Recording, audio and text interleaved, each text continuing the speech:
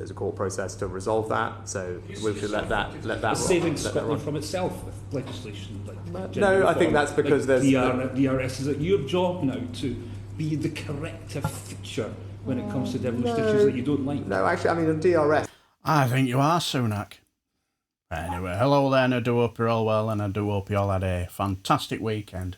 Also, does he approve why Scotland want to leave this loveless union?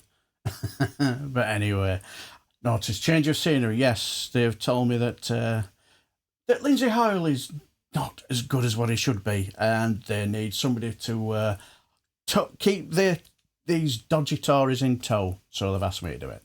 No, I'm only kidding, but we're back at the Rishi Sunak liaison committee meeting, where this time SNP MP and chair of the Scottish Affairs Committee, Pete Wishart, asked our Prime Minister, since the relationship particularly between the government in Scotland and the government in Westminster has never been as low, what's he doing about repairing the damage?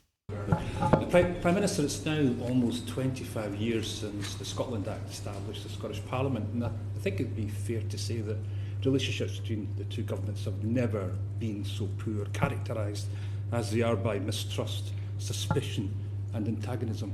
What are you personally doing to try and improve the situation? Well, I think it's important to try and have a constructive relationship with all the devolved governments in the United Kingdom.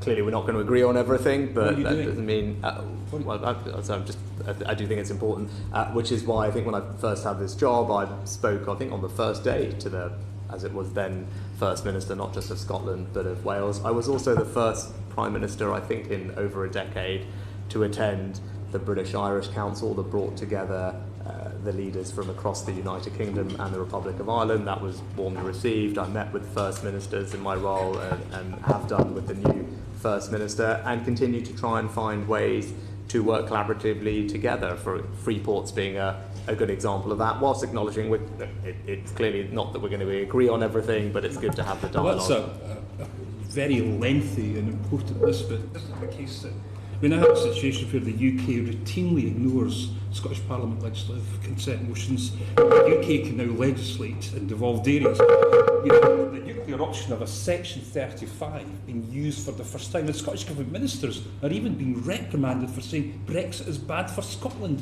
when meeting foreign delegations. Do you think this muscular unionism is actually working for you? No, as I said, I think there are examples of the Scottish Government and UK Government working together, particularly to deliver things like free ports. But you mentioned the Section 35. I think we've had that debate in the past. It was clear that there were concerns about the operation of that law on UK-wide competencies and areas of competence, and it was reasonable in that sense for the Scottish Secretary of State, after taking significant legal advice, to issue the Section 35. And you say, I know that, yes, the first time it's been used, but it was always envisaged. It was always envisaged that it might be used, including, I think, by the SNP at the time. So I don't think people can debate the principle of being used, because it's something that was supported at the time. And again, obviously, it's subject to a legal proceeding now, so there's a limit to how much we can say. The Scottish Government, but with respect, the Welsh Labour Government recently criticised the UK Government's unilateral and destructive approach to devolution, and is actually seeking to have the UK judicially reviewed. The Northern Irish executive isn't sitting. In Scotland, Wales feels that their democracy is under real threat. Is devolution broken? Well, again, on Wales, I spoke to the First Minister. I think the first day I got this job, I spent time, I met with him, again, delivering free ports, which are a good example of Wales and Scotland, Wales and the UK government working together. And with regard to Northern Ireland, because you brought it up, I think anyone can say that I haven't been heavily, actively involved in trying to restore the executive in Northern Ireland. I think I visited Northern Ireland almost 5 or 6 times in my first few months in this job. I think I should demonstrate my commitment to Northern Ireland, the people of Northern Ireland, and the Windsor Framework represents, I think, a very significant intervention that removed one of the big barriers to the executive being restored in Northern Ireland. Given that the UK government's given itself the provisions of the Single Market Act against strong opposition from Scotland and Wales, isn't it the main problem that the UK government represents English interests while at the same time being the arbiter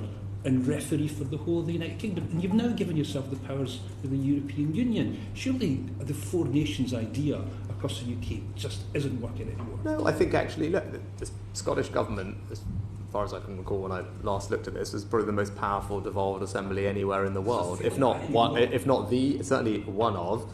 Government also delivered all the recommendations in the after 2016. Those have all been delivered, and I think the UK government is right that it looks after UK-wide interests. Now, as I say, sometimes those will conflict, and we've seen that with the Section 35 on the Gender Recognition Act.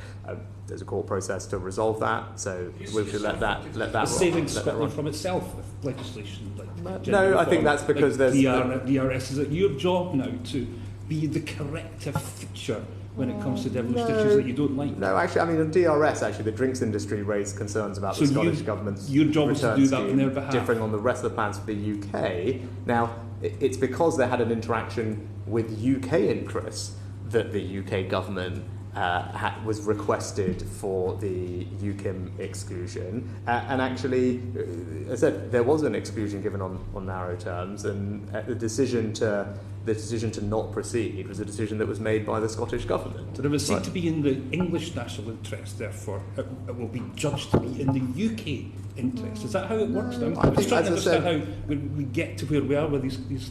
If it's four nations, surely all four nations should be equal in how these issues are approached. Well, as I said, the operation of the scheme had an impact on UK-wide interests, and that's why UKIM exclusion was sought, granted on a narrow basis, which would allow the scheme to proceed in a particular way. It was a decision, I think, of the Scottish government ultimately not to proceed with it. Yeah, because you made it possible for them. That's not right, actually. I think the chief executive of Circularity Scotland was categorical. It had nothing to do with you. I think it was categorical that the scheme remain viable on that basis, and many successful schemes run without glass. So it was the Scottish government that decided not to proceed, and that's a decision that they can explain. Absolute arrogance of the man there. Especially when he was just dismissively saying, no, in that patronising, droning voice. Then he just talked a load of nonsense to eat up as much time as he possibly could, because he set it up so that he had an important engagement at 3:30. Now, if I was Sir Bernard Jenkins, I would have just said, Prime Minister, I know that hiding under your desk 24/7 is one of your number one priorities for important engagements and trying to buy expensive loafers on a credit card that probably ain't yours, while at the same time filling up somebody else's car because Sir Larry the Cat had left you a lovely surprising them. But that's not the country's number one priority, though. So, tough. Sit down, because these MPs have a number of pressing issues that demand answers from you, and ducking them won't cut it. But the one thing I noticed, and I have a few on these liaison committee meetings, clearly that I got the feeling that some of the recent headlines by dodgy websites, so to speak, I'll mention no names, Guido Fawkes, seem to have got our Sir Bernard Jenkins rather flustered for me. Because when I watched him, he seemed to be rather exercised, you could say. Now, also when I watched this, it reminded me of two things. It reminded me of something that Indy Davy said. I'll get the teeth in.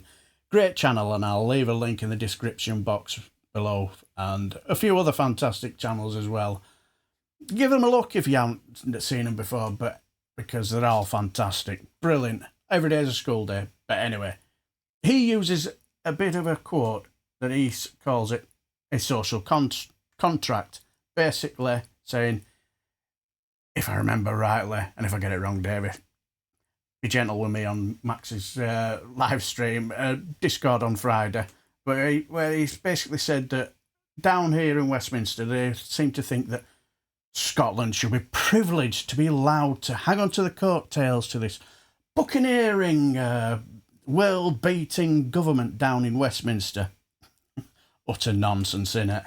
And also, the second thing is, I listened to a conversation about no-fault divorces on the James O'Brien show a week or two ago. And he had a conversation with a woman who lied about having an affair just to get out of a loveless marriage. They didn't love each other anymore, but his view was a loveless marriage was better than no marriage.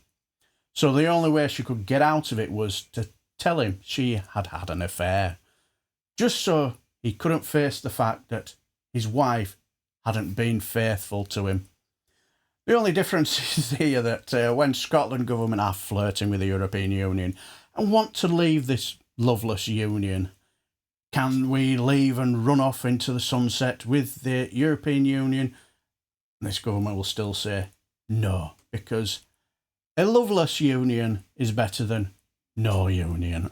What do you think?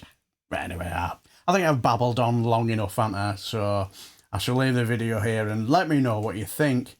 Is our Super Sunak your saviour, Scotland? Only kidding. I have a lot of subscribers up in Scotland, and I think I know what the answer will be, my friends. So I shall leave it here, and I shall bid you farewell and take care, my friends.